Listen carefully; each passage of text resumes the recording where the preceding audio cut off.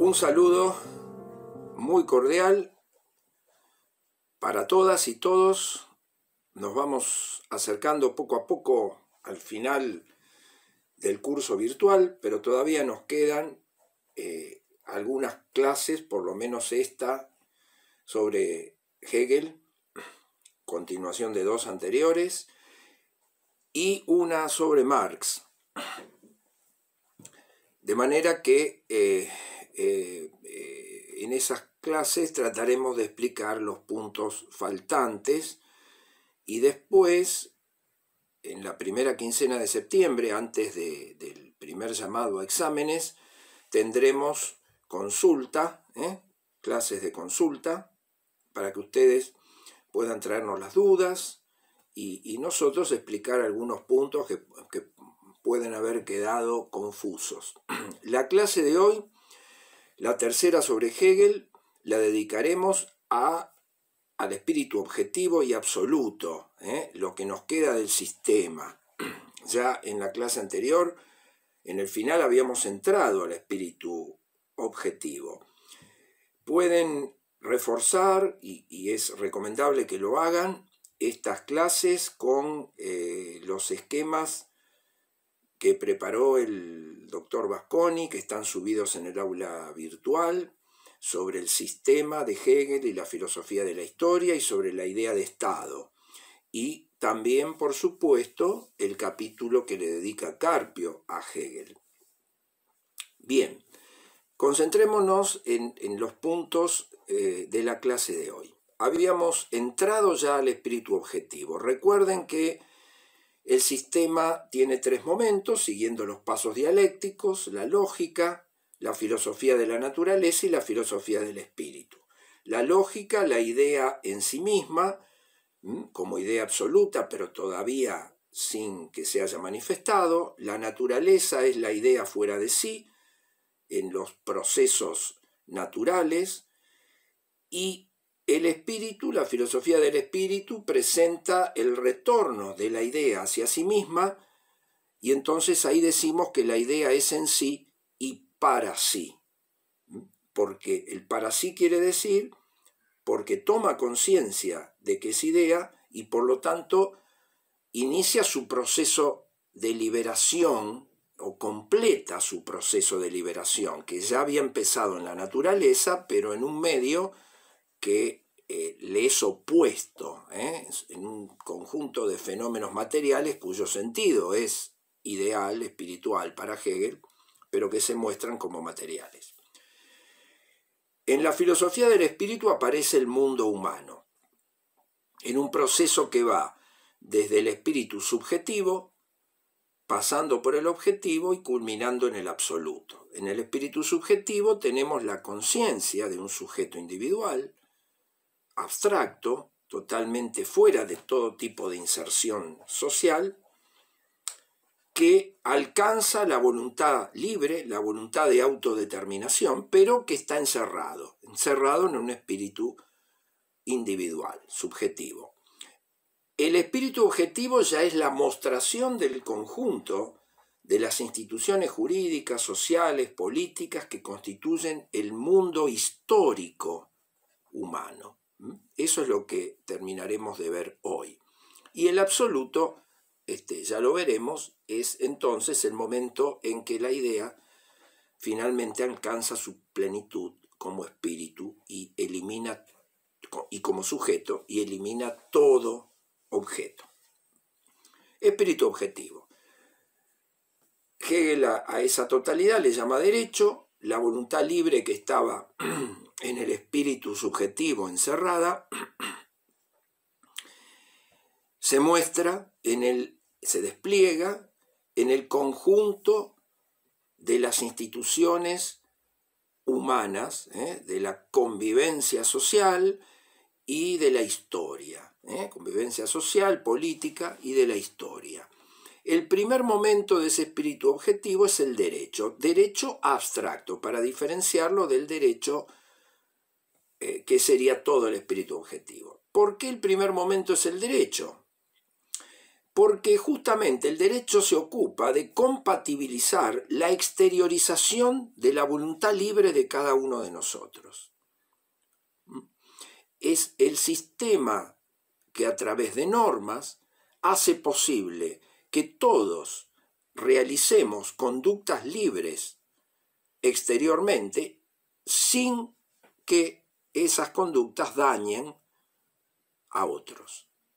La compatibilización del modo en que exteriorizamos la voluntad libre es el derecho abstracto. Y por eso su primer momento es la propiedad, porque en la propiedad la voluntad libre se posa en un objeto exterior que debe ser reconocido como mío por todo el conjunto de los ciudadanos, así como yo reconozco la propiedad de los demás. Pero en todo caso siempre el derecho va a constituir un conjunto de actos exteriores y de la aparición también de cosas, la cosa jurídica que interesa por el uso de la libertad de las personas.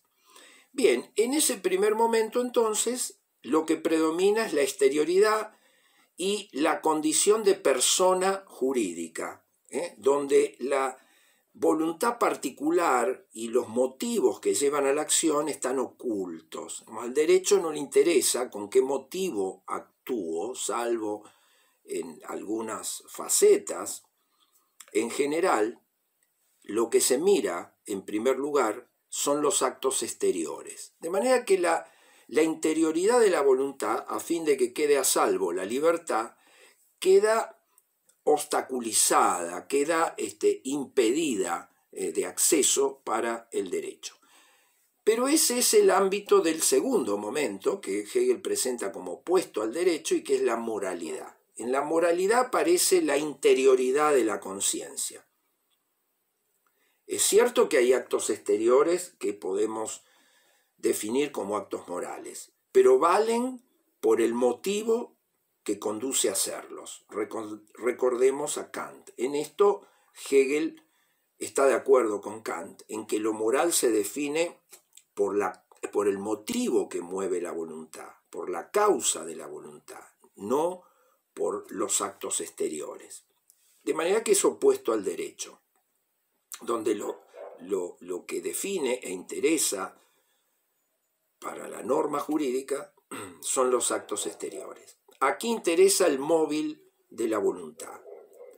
Y es el momento en que la voluntad individual se enfrenta a la voluntad universal moral. La norma moral nos pone una ley universal, la ley moral, que nos fija un límite, nos dice cómo actuar. En consecuencia, la voluntad individual no encuentra la voluntad de otros en primer lugar, sino encuentra la voluntad universal de la ley moral para definirse y por lo tanto crea una tensión, la tensión propia del ámbito de la moralidad. Pero Hegel se separa de Kant en un aspecto,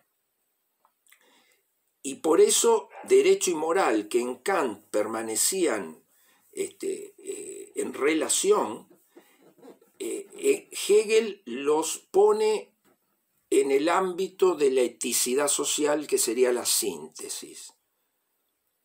La síntesis de derecho abstracto y moralidad, dice Hegel, es la eticidad social. ¿Y qué es esto de la eticidad social? Bueno, en el imperativo categórico de Kant se ve bien que la voluntad está sometida a un procedimiento. La ley moral nos dice, según Kant, cómo hay que actuar para que el acto sea moral, pero no nos dice qué es lo que concretamente hay que hacer.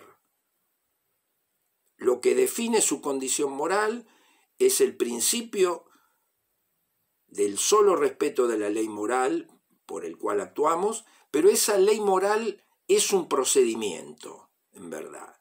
No es un conjunto de principios, un decálogo de principios que rigen conductas modélicas, digamos. Ese imperativo categórico, recordemos, decía obra de tal manera que puedas querer que el principio que mueve tu voluntad sea a la vez principio de todos los demás, o sea, ley universal. Bueno, aquí está, no hay más que un procedimiento, pero no hay un conjunto de principios. De manera que la ley moral no dice qué es lo que hay que hacer. Bueno, por eso dice Hegel, falta la dimensión de la eticidad social. ¿Y qué sería la eticidad social? Bueno, una especie de moral comunitaria, social, suprapersonal, que nos dice efectivamente qué hacer, ¿no? ¿Qué hacer? Nuestra libertad está conducida, entonces, moralmente, no por el imperativo categórico, sino por la eticidad social. Ejemplo de la eticidad social son esas normas que nos obligan sin que nadie las haya sancionado, la costumbre. La costumbre no la percibimos como una imposición. Justamente cuando es asumida en plenitud, no se percibe como una limitación de la libertad, sino como la única manera posible de ser libre. Por lo tanto, en la costumbre, como en toda la eticidad social, hago lo que quiero, soy libre, pero a la vez hago lo que debo, a la vez hago lo que es moralmente correcto. Esa eticidad social, esa moral comunitaria, no es universal. Corresponde a una comunidad, a un pueblo, dice Hegel. Y por eso la eticidad social él la define como el espíritu de un pueblo. Ese conjunto de significados y creencias que fijan conductas morales correctas. Pero eso pertenece a una comunidad por su historia, por su visión del mundo, no es para todos los hombres. Entonces, la moralidad universal kantiana queda contenida en una eticidad social que pertenece a una determinada comunidad. Esa eticidad social requiere de instituciones, de manera que los individuos se inserten en ella. La primera de esas instituciones es la familia, se opone a ella en el movimiento dialéctico la sociedad civil y por último el Estado. Familia, sociedad civil y Estado. La familia es la institución natural, inmediata, nacemos en el seno de una familia y en ella nos vamos socializando, entrando en la cultura de un pueblo, nos vamos educando, de manera tal que en ese primer momento, en la medida que la voluntad subjetiva no está todavía desarrollada, predomina la voluntad universal de la familia que expresan los padres. Ahora, cuando ya los hijos van formando su voluntad y se hacen capaces de tomar decisiones por su cuenta, nace el momento de la sociedad civil. Entramos a la sociedad civil. En las costumbres de décadas atrás era el momento en que los hijos abandonaban la casa familiar para casarse, para formar su propia familia. Pero allí entraban ya en la sociedad civil, en las decisiones personales. Entonces la sociedad civil ya no es como la familia, donde predomina la voluntad universal. En la sociedad civil predomina la voluntad de los individuos. Su inserción en ella depende de decisiones personales, no de decisiones sociales. Y sus momentos son el conjunto de las necesidades y el trabajo, el mundo de las necesidades y el trabajo. Bueno, de ahí las corporaciones, el poder de policía, la administración de justicia. Es decir, soy un individuo que toma decisiones, pero a raíz de mis decisiones entro en ciertas agrupaciones, como las clases sociales, por ejemplo, como los gremios, como las corporaciones. Pertenezco a un gremio docente que representa mi voluntad, pero previamente yo he tomado la decisión originaria de ser docente. Si no, no integraría esa corporación. De manera que no es como la familia. La sociedad civil requiere la mediación de la voluntad individual. Y el último momento de esta tríada de la eticidad social es el Estado. Las reflexiones sobre el Estado lo han hecho famoso a Hegel, se han exagerado muchas veces algunos aspectos, pero es cierto que lo presenta por encima del individuo y de la sociedad civil. Ahora, ¿eso qué quiere decir? Que el Estado suprime al individuo, la libertad individual, sus decisiones, y somete a la sociedad civil. No, quiere decir que es la unidad que los contiene. El Estado es la encarnación de la eticidad de un pueblo. Es la idea ética que se hace unidad institucional, que contiene a las libertades individuales y a los grupos de la sociedad civil, que de esa manera se encausan en una voluntad universal que está por encima, es cierto, pero que no lo suprime. Ser libre para un ciudadano de un Estado moderno es hacer lo que el Estado quiere. Coinciden la voluntad del Estado y la voluntad individual, porque la voluntad del Estado es una voluntad racional, es la encarnación de la racionalidad de un pueblo puesto en las condiciones históricas. En consecuencia, las decisiones racionales de los individuos coinciden con la voluntad racional del Estado. El Estado entonces aparece la soberanía, aparece un ente soberano que toma decisiones por sí mismo, sin someter a la libertad individual, vuelvo a repetir, y representa el espíritu de un pueblo. Ahora, estados hay muchos en el mundo. Sin embargo, allí, con la aparición de la voluntad soberana, la voluntad racional soberana, tenemos un problema. Estaremos en el mundo en un conjunto de voluntades racionales soberanas, que no pueden someterse a una voluntad superior, justamente porque ser soberano conceptualmente impide eso. No se admite una autoridad superior. Entonces el Estado tiene a su vez su tríada. Se desenvuelve a través de su momento interior, que es la Constitución, la organización de sus poderes.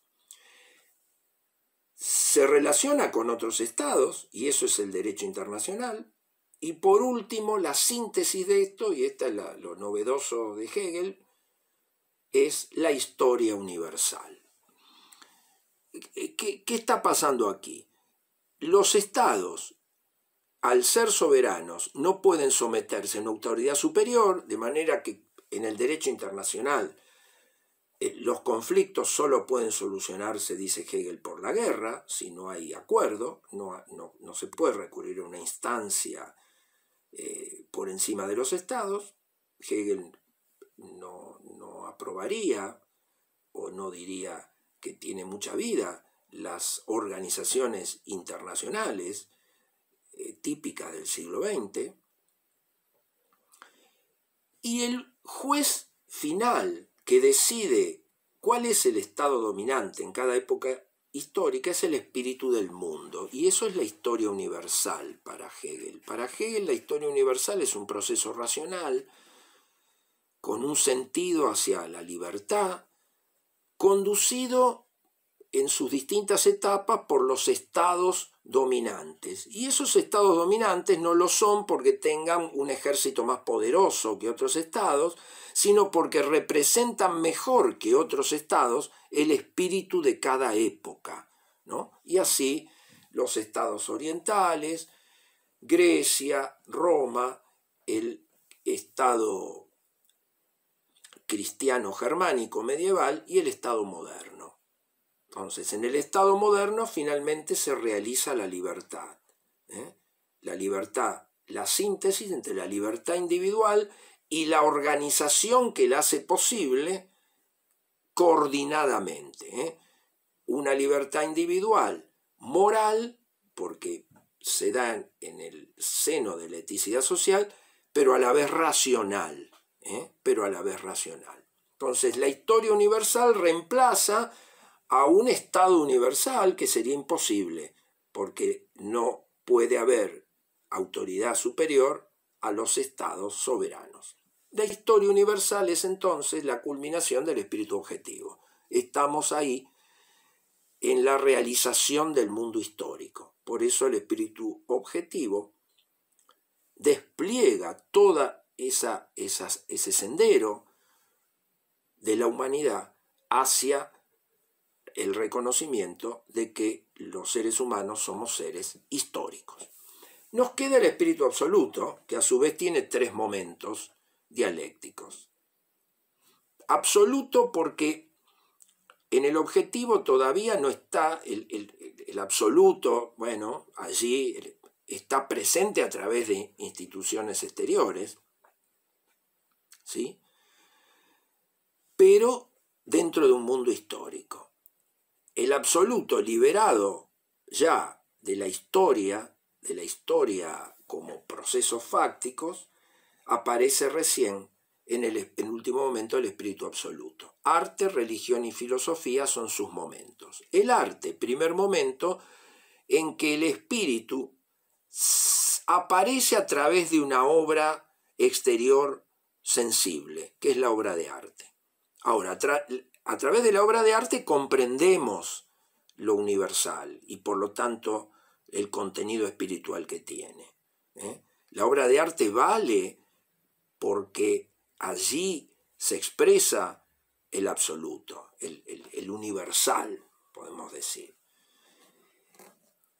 Y por eso es única. No puede haber muchas Giocondas, muchos Martín Fierro. La obra de arte es única. Allí en esa unicidad se expresa el universal. La religión es otro tipo de manifestación del absoluto. En la religión lo que predomina es la representación. La religión representa el absoluto y por eso lo puede representar con actos exteriores y objetos diversos. La cruz que presenta el cristianismo nos recuerda la crucifixión de Cristo, pero la cruz puede ser de madera, de metal, hasta puede hacerse de papel o de cartón, y siempre entenderemos que es una representación de esa crucifixión. Una figura de Cristo también puede ser hecha de muchas maneras. Y siempre entenderemos el absoluto que está representándose ahí. Entonces, no es como la obra de arte, no, la obra de arte, por ser un objeto, necesita ser único. En la religión, las manifestaciones exteriores pueden variar, pero todas ellas valen por la representación del absoluto. Y eso en los sacramentos, en el cristianismo, son eso. Son actos exteriores, pero que representan la espiritualidad, representan el absoluto. Y por último, la filosofía, donde por fin la idea aparece como idea, aparece como concepto que existe como idea, no concepto que existe como mundo humano o como arte o como religión. Allí no hay representación del absoluto, ahí está el absoluto a través de la idea, como pensamiento.